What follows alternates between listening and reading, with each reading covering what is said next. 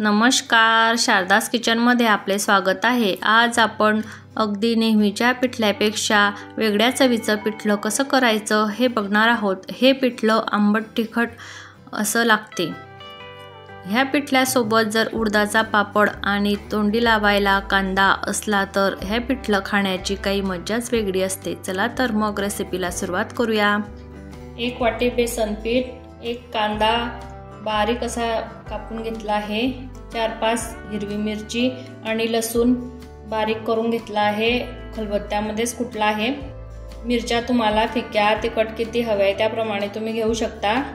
मी 5-6 लसणाच्या कड्या घेतल्या आहे, 2 चमचे दही, अर्धा चमचा जिरं, बारीक कोथिंबीर धुवून स्वच्छ धुतला आहे आणि कापून घेतला आहे, अर्धा चमचा मोहरी, चवीनुसार मीठ आणि पाव चमचा हळद। आता आपण मिक्सरच्या भांड्यामध्ये बेसन पीठ टाकून घेऊया। दही, तुम्ही जर अशा प्रमाणे पिठलं केलं तर गुठळ्या पण होत नाही आणि व्यवस्थित असं मिक्स होते बेसन पीठ आणि दही। बघा त्याच वाटीमध्ये पाणी टाकून घेतलं आहे मी, ते पण टाकून घ्यायचं।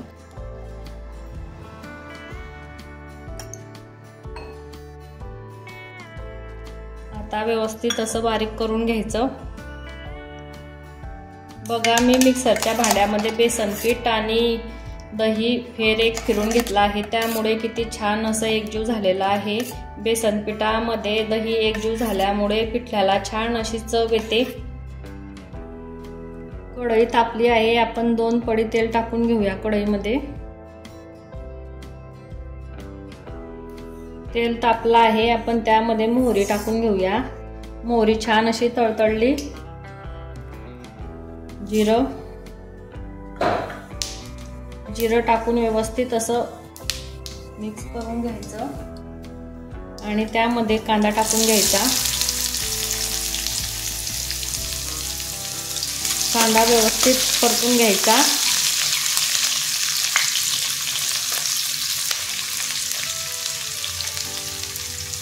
मिरच्या आणि लसूण बारीक केलेला आहे तो पण घालूया आणि मंद आचेवर व्यवस्थित असं खमंग फोडणी होऊ द्यायची, म्हणजे छान असं मऊ होते कांदा मिरची। त्यामध्ये आपण हळद टाकून घेऊया आणि हळद मिक्स करून घ्यायची। मंद आचेवरच फोडणी होऊ द्यायची, म्हणजे छान असं एकजीव होते।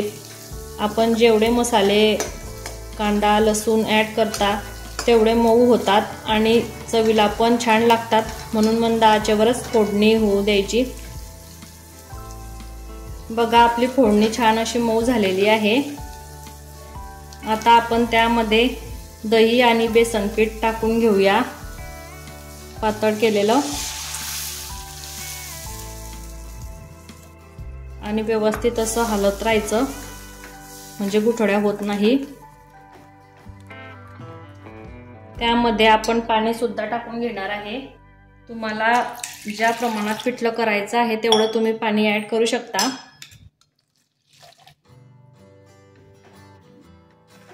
बघा अशा प्रकारे व्यवस्थित मिक्स करून घ्यायचं, म्हणजे गुठळ्या पण राहत नाही आणि मऊ असं पिठलं तयार होते। बघा मी पाणी टाकून घेतलं आहे, 1.5 ग्लास पाणी टाकलं आहे। बघू शकता तुम्ही एकही गुठळी नाही आहे। त्यामध्ये आपण चवीनुसार मीठ पण टाकून घेऊया आणि कोथिंबीर टाकून घ्यायचा। कोथिंबीर छान असा भरभरून टाकायचा, म्हणजे पिठलं छान लागते आणि मंद आचेवर व्यवस्थित पिठलं शिजू द्यायचं। बघा किती छान असं घट्ट होत आहे आपलं पिठलं आणि कलर किती छान आलेला आहे, बघू शकता। चमकदार असं पिठलं झालेलं आहे आपलं। आपण थोडा वेळ अजून शिजू देऊया, म्हणजे छान असं शिजेल, कच्चं राहणार नाही। हे पिठलं जर तुम्ही केलं तर तुम्ही आवडीने खाल, इतकं छान असं पिठलं होते आणि गुठळ्या पण राहत नाही। उन्हाळ्यामध्ये भाज्यांना चव नसते, म्हणून आंबट चिंबट खाण्याची इच्छा होते। तुम्ही अशा प्रकारे नक्की बनवून बघा।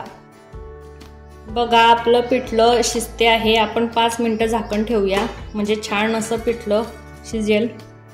आपण झाकण उघडून बघूया पिठलं झालं आहे की नाही। बघा किती छान असं पिठलं झालेलं आहे आपलं।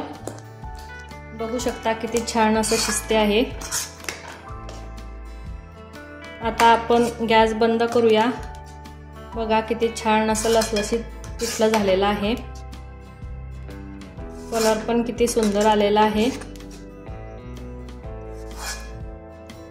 बघू शकता आपल्या ताटामध्ये पापड, कांदा आणि दही टाकलेलं आंबट असं पिठलं आहे। उन्हाळ्यामध्ये जर आंबट चिंबट जर खायला असलं तर एक पोळी जास्त जाते। तुम्हाला माझी रेसिपी कशी वाटली कमेंटमध्ये नक्की सांगा। आणि पिठल्याची रेसिपी आवडली असेल तर चॅनलला लाईक करा, शेअर करा आणि सबस्क्राईब केलं नसेल तर सबस्क्राईब करून घ्या, जेणेकरून तुम्हाला अशाच नवनवीन रेसिपीची नोटिफिकेशन मिळेल। भेटूया अशाच नवनवीन रेसिपी सोबत पुढच्या व्हिडिओमध्ये। तोपर्यंत धन्यवाद।